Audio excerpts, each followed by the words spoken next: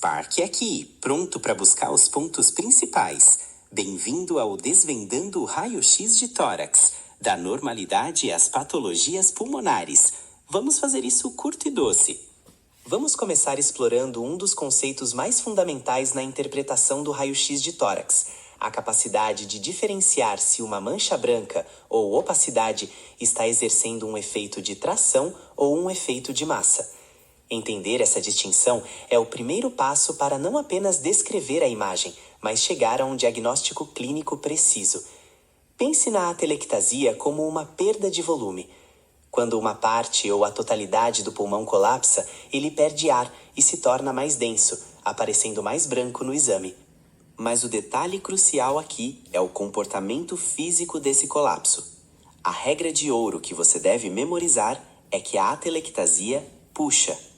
Como o volume pulmonar diminuiu, ela cria uma força que traciona as estruturas vizinhas, como a traqueia, o mediastino e até o diafragma, em direção à área da lesão.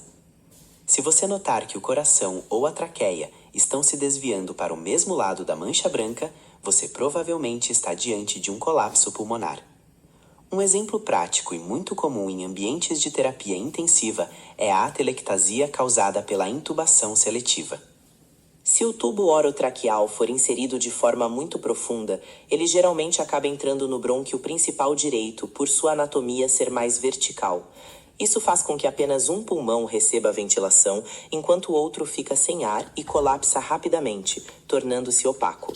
Ao observar o raio-x de um paciente intubado, a primeira coisa a verificar é a ponta do tubo. O ideal é que ela esteja posicionada entre 2 a 3 centímetros acima da carina.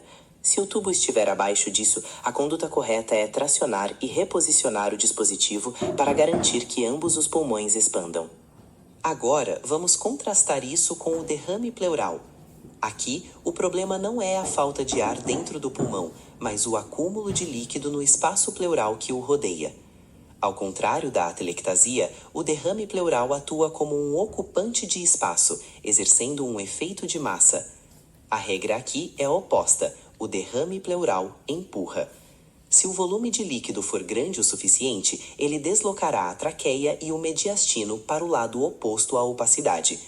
Radiologicamente, o derrame pleural tem sinais clássicos. O primeiro é o apagamento do seio costofrênico, aquele ângulo agudo entre as costelas e o diafragma, que deve estar livre em um pulmão saudável. Outro sinal marcante é o sinal do menisco, que é a curvatura côncava característica que o líquido forma na base do pulmão. Como o líquido obedece à gravidade, esses sinais são visualizados com muito mais clareza quando o paciente está em pé. Em resumo, a lógica é simples. Se a opacidade puxa as estruturas para perto de si, é atelectasia. Se ela as afasta, é derrame pleural. Para começar a interpretar um raio-x de tórax com segurança, o primeiro passo fundamental é dominar os critérios que definem a normalidade.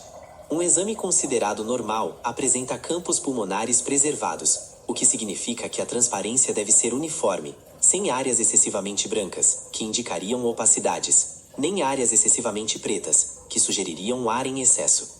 Um detalhe crucial que todo profissional deve observar são os seios costofrênicos. Em um paciente saudável, esses ângulos formados entre as costelas e o diafragma devem estar livres e bem definidos. E se ângulo estiver apagado, é um sinal clássico de que há acúmulo de líquido no espaço pleural. Além disso, em um exame normal, a árvore brônquica e as linhas anatômicas aparecem de forma nítida, sem sinais obrigatórios de doença. É muito importante treinar o olhar para não inventar patologias onde elas não existem, aprendendo a diferenciar o que é uma estrutura anatômica ou uma variação natural de algo realmente patológico. Quando passamos para os processos infecciosos, a pneumonia é o padrão mais frequente e reconhecível. Ela se manifesta através do que chamamos de consolidação. O mecanismo por trás disso é o preenchimento dos alvéolos por secreções ou processos inflamatórios. Como o ar, que é preto no raio-x, é substituído por esse material denso, a área afetada passa a apresentar uma opacidade radiopaca, ou seja, fica muito mais branca na imagem.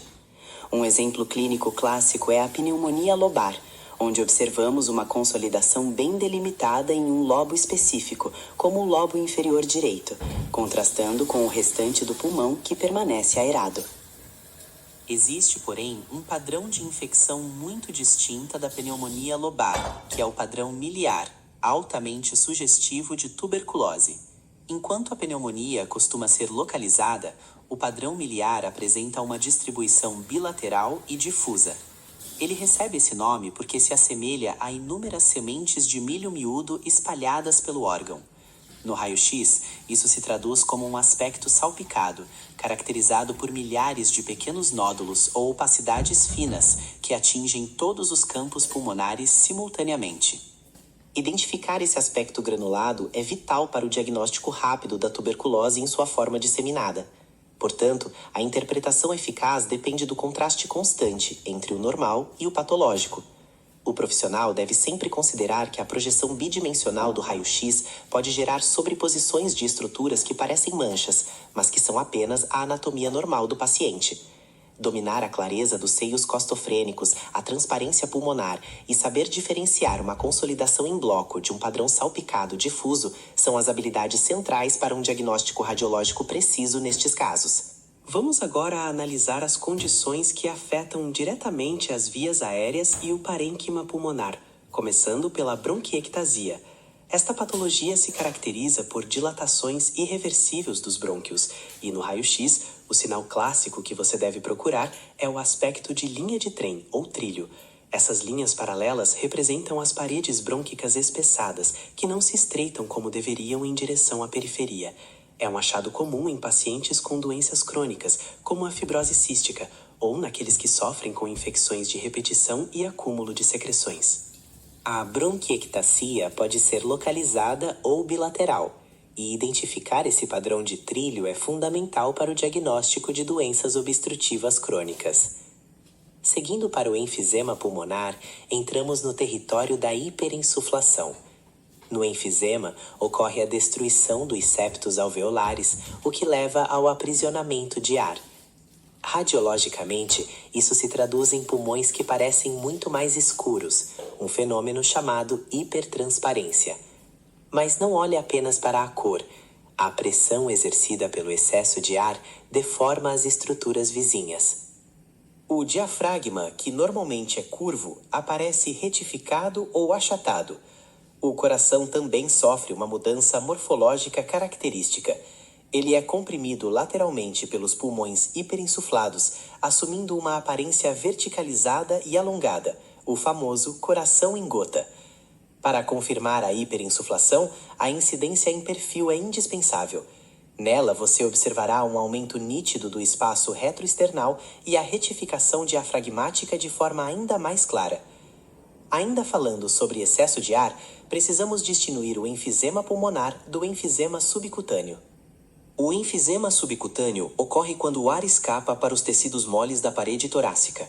No raio-x, ele se manifesta como linhas ou estrias escuras, que parecem desenhar as fibras musculares ou o tecido abaixo da pele. Esse é um sinal de alerta crítico, pois geralmente indica uma comunicação anormal, podendo estar associado a traumas, uso de drenos ou, mais gravemente, a um pneumotórax subjacente. Por fim, chegamos à identificação do pneumotórax, uma verdadeira emergência radiológica. O pneumotórax acontece quando o ar entra no espaço pleural, fazendo com que o pulmão colapse. O diagnóstico depende de 3 pilares visuais. Primeiro, procure pela hipertransparência, ou seja, uma área muito preta no hemitórax afetado. Segundo, tente localizar a linha pleural visceral, que é a borda do pulmão colapsado se separando da parede torácica. O terceiro sinal, e talvez o mais decisivo, é a ausência de trama vascular. Diferente de um pulmão com enfisema, onde você ainda vê os vasos sanguíneos, no espaço ocupado pelo pneumotórax não existe nenhuma marcação vascular periférica.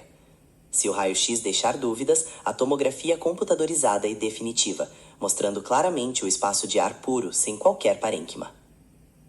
Lembre-se, em casos de lesões bolhosas, o risco de ruptura e evolução para pneumotórax é constante, exigindo vigilância redobrada. Vamos agora entrar no território das emergências que conectam o tórax e o abdômen. Um dos achados mais críticos que você pode encontrar em uma radiografia é o pneumoperitônio. Imagine visualizar uma faixa de ar que aparece preta no exame, logo abaixo da cúpula do diafragma, mas fora de qualquer alça intestinal normal. Esse é um sinal de alerta máximo, sugerindo a perfuração de uma víscera oca. Na prática clínica, isso é geralmente considerada uma emergência cirúrgica que exige investigação imediata, pois indica que o ar escapou do trato gastrointestinal para a cavidade abdominal. Em pacientes pediátricos, a análise ganha camadas extras de complexidade e exige atenção redobrada para não confundir estruturas fisiológicas com doenças. O timo, por exemplo, é uma glândula normal em bebês e crianças que pode formar uma opacidade triangular no mediastino, conhecida como o sinal do barco à vela. É fundamental distinguir essa imagem normal do pneumopericárdio, uma condição grave onde o ar delimita o coração dentro do saco pericárdico, criando um risco real de tamponamento cardíaco. Ao movermos o olhar para o parênquima pulmonar em busca de neoplasias, a identificação de massas e nódulos torna-se a prioridade. Diferente da árvore brônquica, que segue um padrão ramificado, os carcinomas e tumores aparecem com imagens arredondadas, que rompem a anatomia esperada. Quando o examinador se depara com múltiplos nódulos circulares de tamanhos variados espalhados por ambos os pulmões, estamos diante do padrão de metástases em bolas de canhão, um achado clássico de disseminação neoplásica. Também precisamos saber diferenciar processos infecciosos cavitários. Um abscesso pulmonar, por exemplo, é identificado por uma cavidade que apresenta um nível hidroaéreo, ou seja, uma linha horizontal nítida com ar na parte superior e líquido ou pus na parte inferior. Isso é clinicamente muito diferente de uma pneumatocele, que é uma cavidade de parede fina contendo apenas ar, comum em crianças após pneumonias bacterianas de repetição. O perigo da pneumatocele reside na sua fragilidade. Caso sofra ruptura, ela pode evoluir rapidamente para um pneumotórax. No contexto de trauma, o esqueleto torácico nos conta uma história importante. Uma fratura de costela, identificada pela descontinuidade ou desalinhamento do traçado ósseo, nunca deve ser vista isoladamente. Ela é um marcador que deve obrigar o profissional a procurar ativamente por lesões associadas, como o pneumotórax ou o hemotórax. Por fim, é crucial não ser enganado por artefatos ou sinais de procedimentos prévios. Artefatos externos, como piercings, aparecem como imagens extremamente brancas ou radiopacas e muito brilhantes, sobrepostas à anatomia pulmonar. Da mesma forma, fios metálicos no externo, que lembram o padrão de uma sandália romana, são apenas evidências de uma sutura de esternotomia em pacientes que passaram por cirurgia cardíaca. Para consolidar todos esses achados, nunca subestime a incidência em perfil. Ela é essencial para localizar anatomicamente se uma massa ou opacidade está no mediastino anterior, médio ou posterior, transformando uma imagem bidimensional em uma compreensão tridimensional precisa do estado do paciente.